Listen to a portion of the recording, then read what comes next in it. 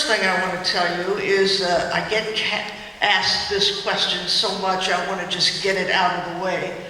Yes, my legal name is Jinx. And no, my mother didn't give it to me.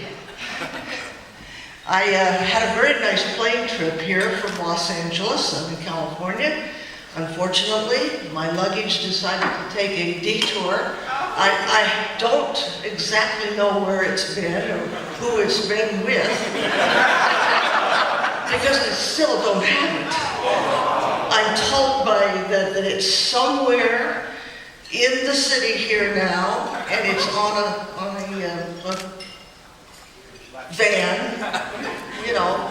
But I suspect that it might have stopped off to have a drink because it hasn't gotten here yet.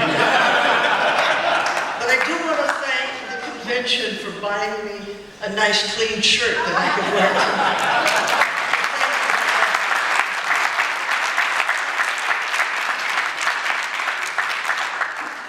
And thank you also for this. This is like an unusual surprise for me. This is not something I ever dreamed of. 42 years ago, there was what I would call a squabble in the city of Los Angeles in the lesbian community. And I was pretty well known by then, and I was told that I needed to take a position on one side or the other side of this squabble. Well, really, the person who told me I had to do that wanted me to be on their side, of course. Well, I thought about it. I decided there was some wrongdoing on both sides, and my decision was to stay neutral and not give an opinion. Well, that didn't work out too well, because what happened was they informed me that I was no longer welcome at the Westside Women's Center that we had there.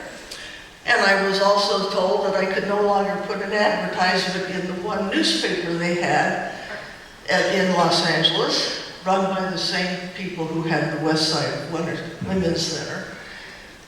And I have a witness right here who heard me say, well, if I can't be in their newspaper, I'll start my own. Yeah!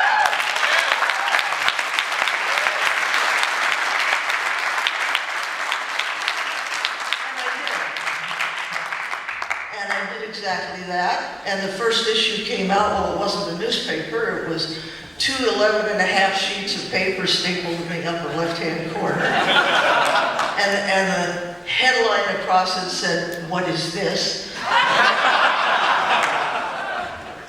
But we went out into the parking lots of the women's bars and put them under the windshield wipers, and we took some into the bars and left them in whatever bookstores or whatever there were lesbians. We tried to hand out this paper. The next month, this was going to be a monthly, and it turned out that way. The next month, it was 4 pages, double in size. Well, it kept growing, kept getting bigger and thicker, and getting harder to staple. So we decided, well, we'll print it on 11 by 17 and then fold it and staple it in the middle and have it chop it, and it's going to be more like a magazine or maybe a newsletter. Okay, that's bond paper. That's a little thick. So we kept adding pages. And you know what happened? What happened was it got sort of awkward putting it together. So I thought, well, you know, we could go to newsprint, because that's thinner, you can do more with it. So we did a few issues where it was a sort of magazine format as newsprint, and it just didn't sit right. So we did the ultimate. We went to newsprint, stayed with the newsprint, and we went to a larger format, a tabloid format size. And we ended up that our regular issue on a month-to-month basis was 64 pages.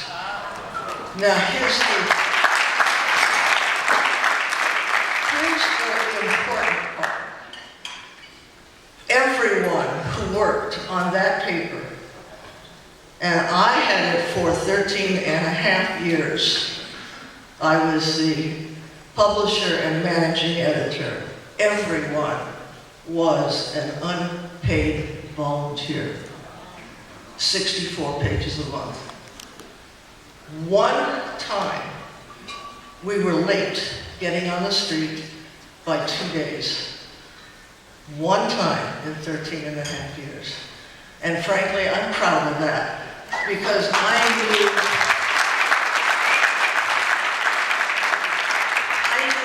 knew nothing about putting together a newspaper.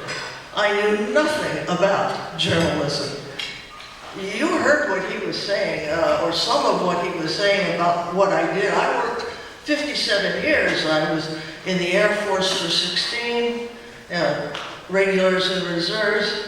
I worked for the state of California in traffic safety research. You know those red and white wrong way signs that you see out on the off-ramps, when you see the off-ramps?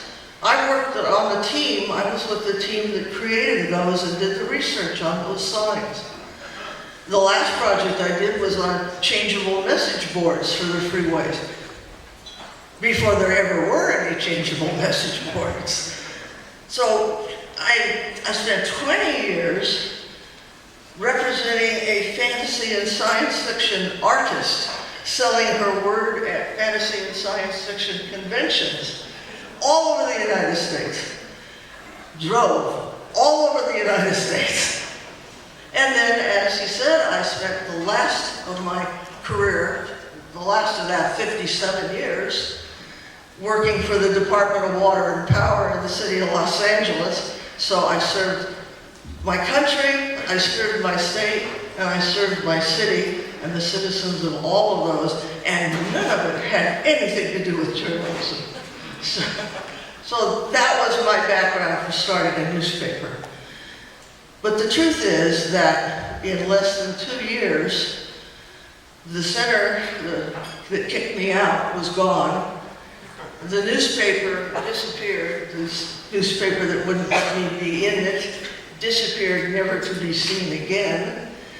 And the Lesbian News, the name at least, still exists 42 years later.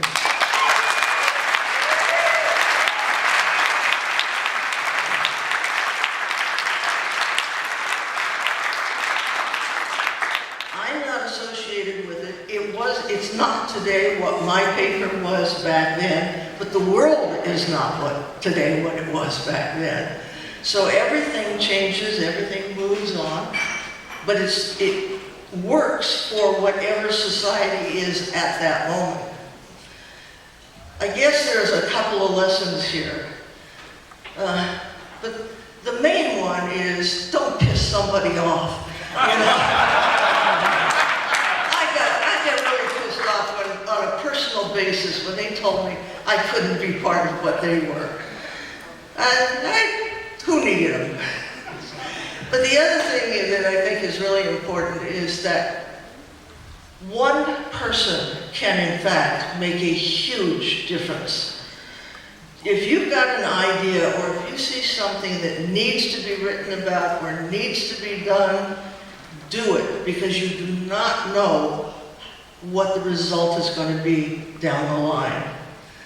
It's just, for me to be standing here this evening is just unbelievable to me, okay? And I'm sure it would be unbelievable to all those, way over 100 women, unpaid women who helped me put that paper together for all those years. But you know what?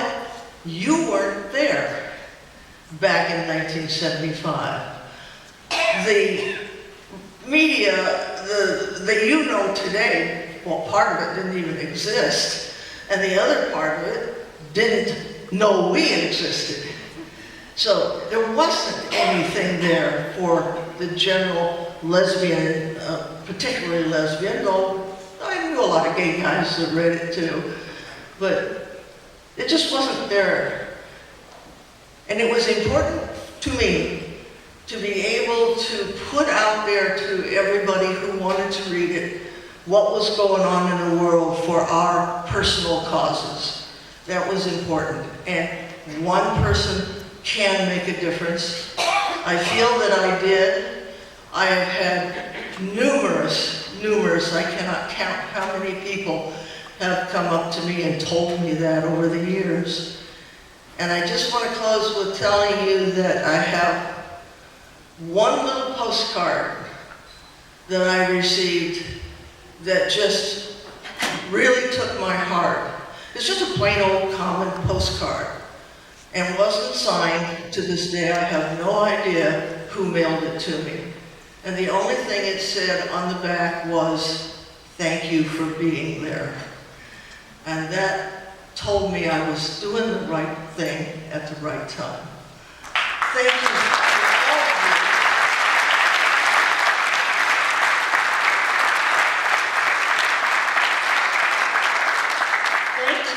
you. Thank you to all of you, not only for this award, but thank you for being there and taking our cause to the world today. I couldn't do it today, but you weren't there 42 years ago. So thank you so much.